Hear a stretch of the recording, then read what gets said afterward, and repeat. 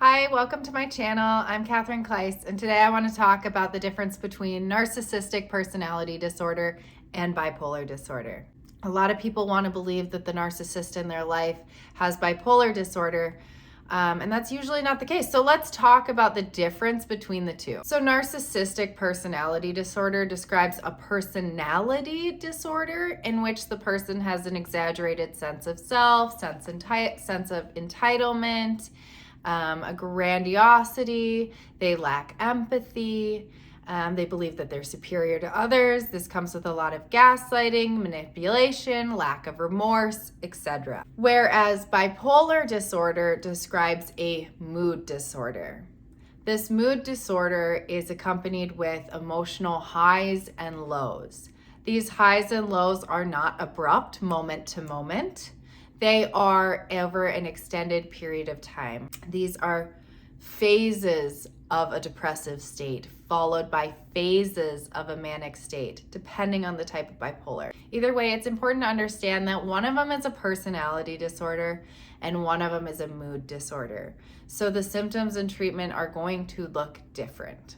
So a lot of times we have this misconception of what bipolar disorder is, thinking that it's this abrupt mood change, that it's somebody that can emotionally be really, really happy and then all of a sudden they're angry and upset. And that's not actually the case with bipolar disorder. Bipolar disorder, like I said, is extended periods of a mood, of energy levels. And sometimes in that manic state, it might even look like hallucinations or delusions. The cause for both narcissistic personality disorder and bipolar disorder are going to be very complex. There's a nature and nurture component to both that are still really trying to be understood and discovered. The main difference, though, is that narcissistic personality disorder is a personality. The way that they themselves has developed is what is disordered and what is causing disorder to the relationships and the environment around them. Bipolar disorder is something that is happening to them. It is not their personality that's the problem, it is their mood that's the problem. Their mood disorder. Okay? Narcissists have a very distinct Jekyll and Hyde personality. They are manipulative and they are persuasive and they are exploitive. Bipolar disorder could be somebody that is struggling to get out of bed, struggling to find happiness, like living in a depressive state for 3-4 months, and then living in a state of mania after that. The treatment is going to look different because, like I said, bipolar is a mood disorder. So there's medication, that mood stabilizers to try and level that playing field of mood. Personality disorders, there isn't medication that's really going to correct this personality. It's the story that they're telling themselves in their head. And it's the defense mechanisms that's going on in their mind to protect them from seeing their fault and seeing the reality of the situation or seeing other people's perspectives in general. That's not something medicine fix. That's not something psychotherapy can really fix. It's something that they need to learn to be self-aware and self-reflective on and open and vulnerable to challenging their thoughts and the way that they're seeing things. I think that a lot of times when we come across this information of narcissistic personality disorder, we don't want to believe that our partner or our person is capable of such evil, that their personality is really so manipulative. And I think that there's something easier to digest about a chemical imbalance in their mind causing mood change and causing mood shift. There's more hope with that. It's less them just getting pleasure from hurting us and more something outside the realm of their control.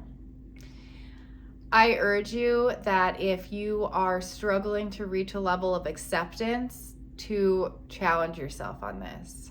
Challenge yourself to really chew and swallow this narcissistic personality disorder definition and diagnosis. And if it fits what your partner is doing in some of these toxic traits, I think it's important to then go look into cognitive dissonance, because it's the cognitive dissonance that wants us to pull anything else. It's an anxiety disorder, it's a mood disorder, right? I have an anxiety disorder over them having narcissism. So, like I said, if this is you and you're just really, really you're struggling to understand what's going on with the loved one in your life, then I urge you to look into cognitive dissonance. At the end of the day, we're not here to diagnose people, and that can only be done by a professional. So I encourage you to seek professional help if you're going through this type of relationship.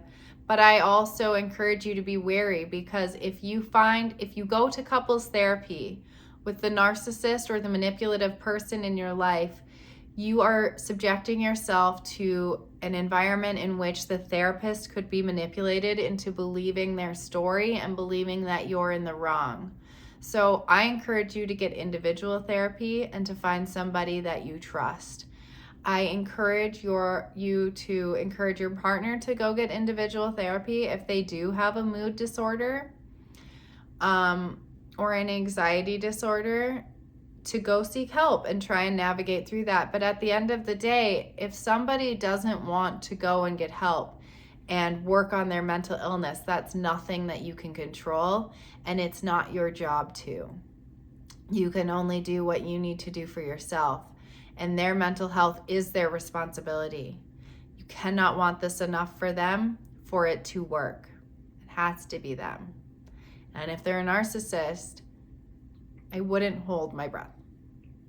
I hope you have a great day. I hope this information is helpful. If it is, please like and subscribe. Come back for more, because there's a lot more to talk about.